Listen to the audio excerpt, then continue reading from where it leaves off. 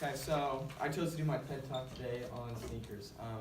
Sneakers are kind of, most people see them as just a way of life. You need them to fit in, you need them to, they're just basic, you know? But I like to see them as a way to stand out, a way to show myself, and it kind of brings me into a new community of sneakerheads. So sneakers all began with, well, they began before the Jordan 1, but it was more about Reebok and Adidas Superstar.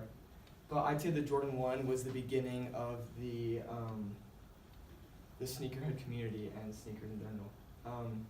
The Jordan 1, just history behind it, it debuted in 1985, and it was Michael Jordan's rookie year. He played in the shoe, and it's kind of interesting. It went against the NBA standards for shoes, and so it cost them $5,000 a game just to play in it, just to be shown, like to be seen.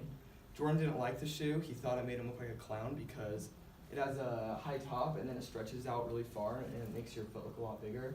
On my pair, like I like them, but they make my foot look very large, and that's the one thing I don't like about it. But this colorway, it's black. You can call it 3 different names. It's black and red, bread, which is a combination of black and red, and band. And band is why it's called band, because the shoe was banned. It was $5,000 to play, and so they named it band. But yeah, the Jordan 1 started kind of everything. It began this evolution. The next year, Jordan released the Jordan 2, the Jordan 3, and once the Jordan 3 came out, it was the most popular shoe. And this shoe dropped in price a ton, like on the shelves.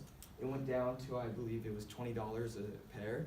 And so at this point, it began kind of an evolution. From that $20, people saw this shoe as cheap, and what kind of happened is skaters start buying the shoe because they needed a high top shoe that was durable, and this was leather, and so they decided to buy these for $20, and they used it to skate in, and that's what kind of it evolved into the Nike SB, and that's like another line of Nike which is focused on skaters. And so the Jordan 1 began the Nike SB, and they started selling the SB to skaters, and that was more ideal for them.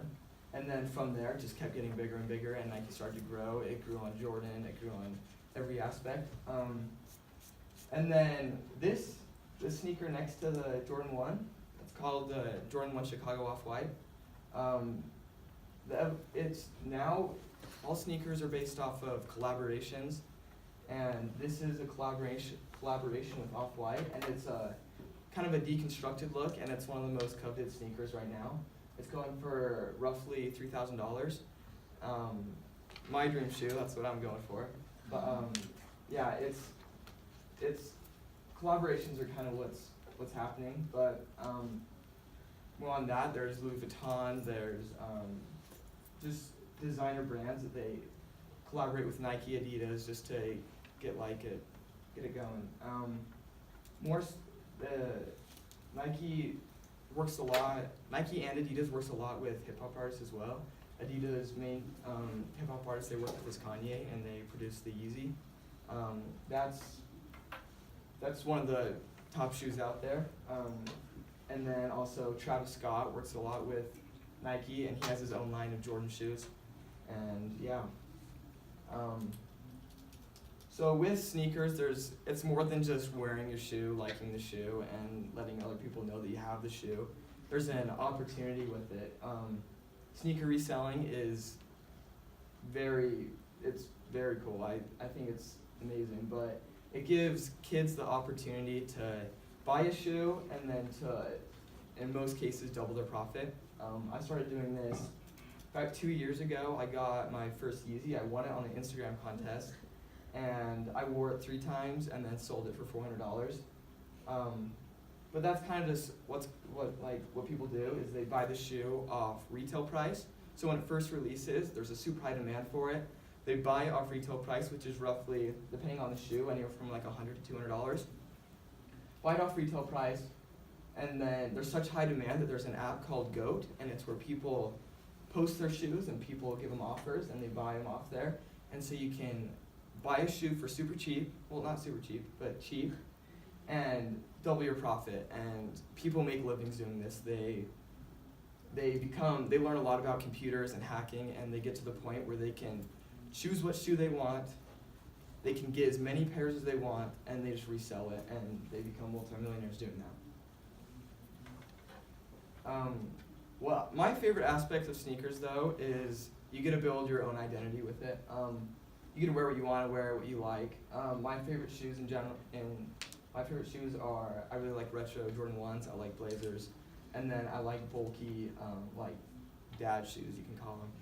But yeah, people have their own style, they collect their own, what they want to wear, and it kind of lets you be yourself. And I kind of love that the sneaker community is not about like who has the best shoe, but it's like everyone kind of respects each other's shoes and what they wear.